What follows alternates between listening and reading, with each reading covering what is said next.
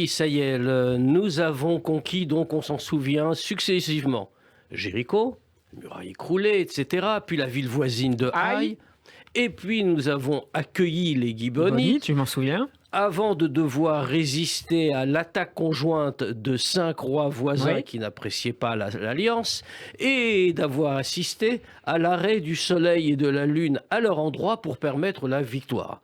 C'est-à-dire que maintenant, l'entrée dans le pays est assurée. Tout va bien. Mais il faut continuer. Il faut continuer et aller vers le centre du pays. Alors on avance. On avance, il y a de nombreuses guerres. En réalité, la guerre n'est jamais totale. Ce sont des guerres contre des peuples, les uns après les autres. Et c'est ainsi qu'au final, nous avons 31 rois de divers peuples cananéens qui se regroupent et qui disent « cette fois-ci, il faut en finir ». Outre tous ceux qui ont déjà combattu les Bnei Israël. Ceux-là ont été écartés du chemin, tout va bien. Mais il en reste. La terre de Canaan est une terre très peuplée en réalité à l'époque et où il y a de nombreux peuples qui vivent indépendamment. On va parler de libanisation de la terre de Canaan avant l'installation des Bnei Israël. C'est un petit peu cela. Mais ils sont capables de faire alliance. Donc ils sont 31. 31, ça fait du monde. Et ils montent à l'assaut, de grandes batailles ont lieu, et à ce moment-là, Josué remporte la victoire à la tête de ses troupes. Les Juifs vont s'installer enfin en terre de Canaan. Alors cette terre-là, d'abord l'installation va être longue. C'est-à-dire ça va durer 7 ans au total. Ah oui, quand même. Oui, il a fallu 7 ans de conquête. Nous avons raconté ça en 3 fois 10 minutes, mais tout cela, ça a duré 7 ans. Donc 7 ans de conquête, 7 ans d'installation. Voilà, 7 ans de partage de la terre. Puisque c'était ainsi fixé, c'était dans le texte même d'ailleurs de la Torah. C'est Dieu qui l'enseigne. Dans Devarim. Absolument. Il va falloir tirer au sort. Donc, alors pourquoi était-ce si long si ça avait déjà été, les conditions avaient déjà été fixées? Il faut le faire et chacun doit s'installer à sa place. D'accord. Et le peuple juif en ce temps-là, bon, c'est un anachronisme bien sûr, mais les Hébreux ne sont pas si nombreux que ça en réalité. Alors oui, ça fait du monde. Mais malgré tout, ils n'occupent pas toute la terre.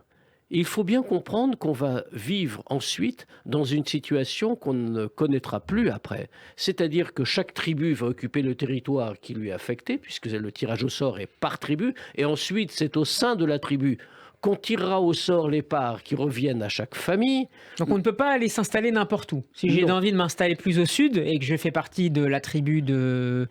je sais pas, j'allais dire de Dan, mais je crois que Dan c'est un mauvais exemple. Oui, c'est un très bon exemple. Ah, c'est un bon exemple, oui. D'accord. Il est au nord, donc j'ai envie d'aller profiter de l'eau chaude du sud d'Israël. Eh bien, je n'en ai pas le droit. Alors, tout cela va changer.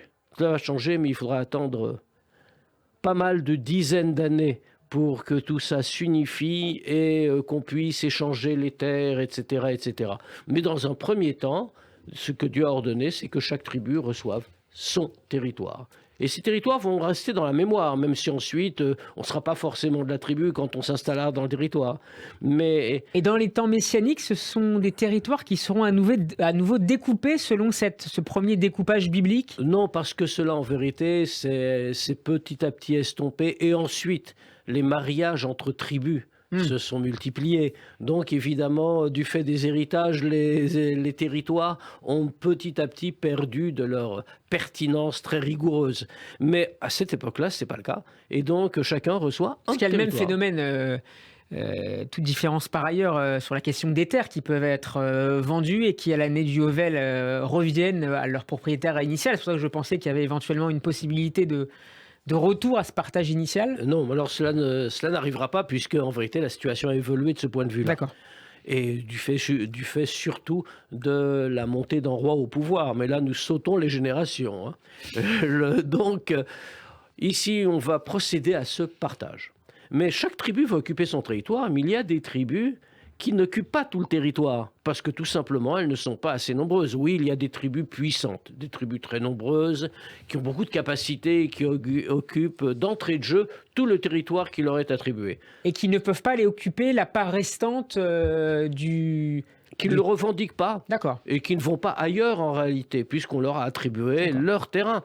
Mais il y a des tribus qui n'occupent pas tout, et donc des peuples cananéens vont rester sur leur territoire d'origine, aux côtés des Hébreux. Et ainsi, les Hébreux vont s'installer uniquement dans des zones inhabitées encore, et les autres vivront autour. Ce qui va poser de nombreux problèmes.